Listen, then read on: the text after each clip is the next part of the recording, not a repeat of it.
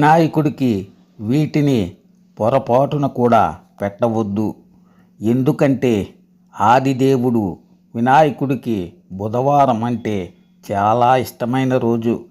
బుధవారం రోజున భక్తితో వినాయకుడిని పూజిస్తే కోరిన కోరికలు వెంటనే నెరవేరుతాయి.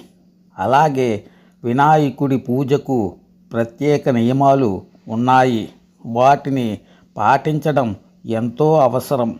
మనం కోరుకున్న కోరికలను తీర్చడానికి, ఆ వినాయకుణ్ణి ప్రసన్నం చేసుకోవడానికి కొన్ని ప్రత్యేకమైన వస్తువులను వినాయకుడికి సమర్పించాలి. అదేవిధంగా కొన్ని వస్తువులను అస్సలు వినాయకుడికి పెట్టకూడదు. శివయ్యకు తులసి పెట్టరు. అలాగే వినాయకుడి పూజలో తులసి నిషేధించబడింది. తులసి ఆకులను వినాయకుడి తీర్థంలో ఉంచకూడదు. కానీ ఒక్క వినాయక చవితి రోజు పూజలో మాత్రమే తులసి కనిపించవచ్చు. ఒకసారి చంద్రుడు వినాయకుడిని వెక్కిరించాడు.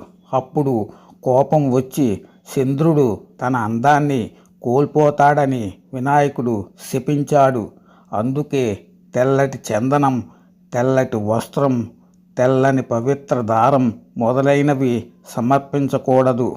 అలాగే వినాయకుడి పూజలో విరిగిన అక్షింతలు ఉపయోగించకూడదు.